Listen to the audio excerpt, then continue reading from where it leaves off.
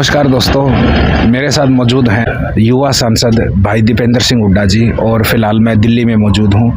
भाई साहब बहुत बहुत स्वागत है आपका। धन्यवाद देवेंद्र भाई। साहब आपने इलेक्शन में बहुत ज़्यादा मेहनत की, आपने दिन रात एक कर दिया।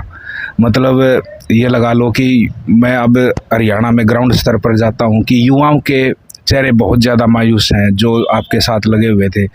मतलब क्या संदेश देना चाहोगे भाई साहब कि वो दोबारा से संगठन दोबारा से खड़ा हो? देखिए, इंसान के हाथ में प्रयास करना होता है, फल देना ईश्वर का काम है। और हमने सबने बहुत मेहनत करी हरियाणा के भविष्य को बचाने के लिए, क्योंकि भाजपा की जो सरकार है वो 10 साल उन्होंने हरियाणा के साथ बड़ा अन्याय किया। देश में बेरोजगारी में नंबर 1 हरियाणा, देश में नशे में नंबर 1 हरियाणा, जाति धर्म की राजनीति की नींव पर यह सरकार दोबारा से इन्होंने बनाने का कार्य किया है। हर तरीके से साम दाम दंड भेद का उपयोग करके जन भावनाओं की नींव पे ये सरकार नहीं टिकी। ये सरकार मैनेजमेंट के नींव पे टिकी है। ऐसी सरकार बनी जिसे हरियाणा वासियों का बहुत नुकसान हुआ। इसीलिए हमने लड़ाई लड़ी, इतनी मेहनत करी, लेकिन जो हम फल चाह रहे थे वो नहीं मिला। हरियाणा में वो बदलाव नहीं हो पाया। लेकिन उसका अर्थ ये नहीं है कि हमारी लड़ाई गलत थी। तो इसीलिए मैं युवाओं से कहना चाहता हूँ कि हमारा लक्ष्य बिल्कुल सही है और हमारी लड़ाई सही है और हम इसको जारी रखेंगे। कोई बात नहीं, प्रजातंत्र में हार जीत होती है। एक मजबूत विपक्ष के रूप में लोगों ने हमें भी जिम्मेदारी दी है। लगभग बराबर वोट मिला हमें प्रदेश में। 0.4% वोट का अंतर रहा, आधे % से भी कम वोट का फासला रहा है। कुल 22,000 वोट का एक अंतर रहा है भाजपा और कांग्रेस में। दोनों दलों को लगभग 60 लाख वोट मिले हैं।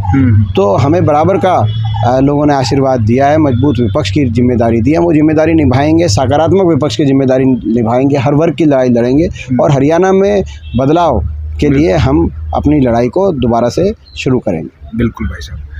अब भाई साहब, ये अभी हरियाणा में मैं जहाँ जा रहा हूँ, ये एक आम चर्चा है ग्राउंड स्तर पर कि भाई ये जितने भी बागी थे ना, अगर ये खड़े नहीं होते तो बिल्कुल सरकार आ जाती। तो इन जो समीकरण बिगाड़ा है भाई साहब, इन बागियों ने बिगाड़ा है। देखिए, ये मैं समझता हूँ कि बहुत से कारण रहते हैं। जब कोई नतीजा अपनी आशाओं के अनुरूप नहीं आता तो बहुत से कारण रहते हैं। और ये कारण भी कि बहुत से विधानसभा क्षेत्रों में जो इस प्रकार के जो लोग जो मैदान में उतरे और हमने बहुत प्रयास किया, बहुत लोग जहाँ बैठे उसका लाभ भी हुआ पार्टी को।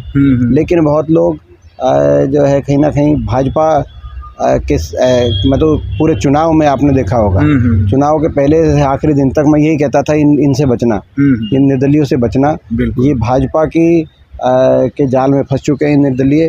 भाजपा क्योंकि साम दाम दंड भेद की राजनीति करती है। भाजपा ने इतना पैसा का उपयोग किया इस चुनाव में और एक उपयोग ये भी किया कि बहुत से निर्दलियों का चुनाव भारतीय जनता पार्टी ने फंड करने का काम किया। और उस समय और ये हमें ये तब समझ में आया जब इनको बिठाने के लिए हम प्रयास करते थे। तो ये जवाब आता था कि इतना की डील हुई, इतने की डील हुई। और तो उस समय मैं पूरे चुनाव में प्रचार में आपने देखा होगा बिल्कुल कि मैं आधा समय भाजपा पे बोलता था और आधा समय मैं इन पे बोलता था कि इनसे बचना चाहिए।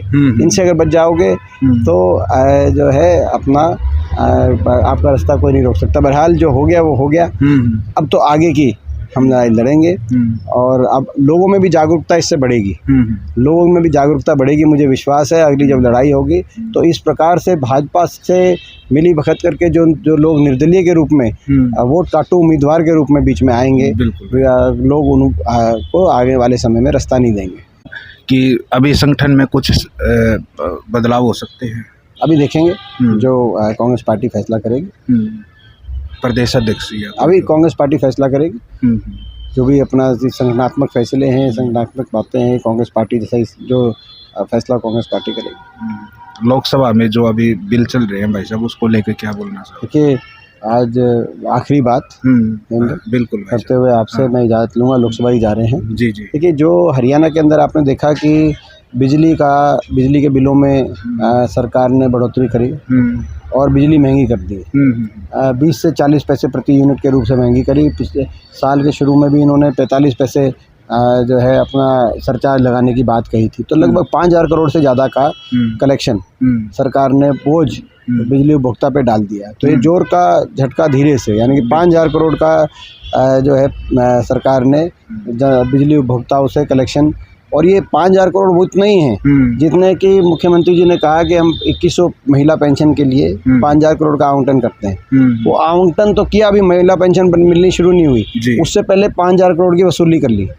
तो ये एक हाथ से लेते हैं, बल्कि एक हाथ से पहले ले लेते हैं और उसके बाद सोचते हैं कि दूसरे हाथ से दें कि नहीं दें। ये भारतीय जनता पार्टी है।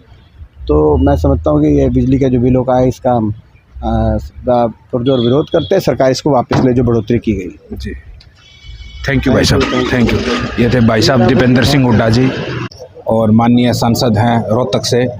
तो ऐसी शानदार वीडियोस के लिए आप दोस्तों हमारे चैनल को सब्सक्राइब जरूर कीजिए, वीडियो को लाइक और मैक्सिमम शेयर जरूर कीजिए। जय हिंद दोस्तों।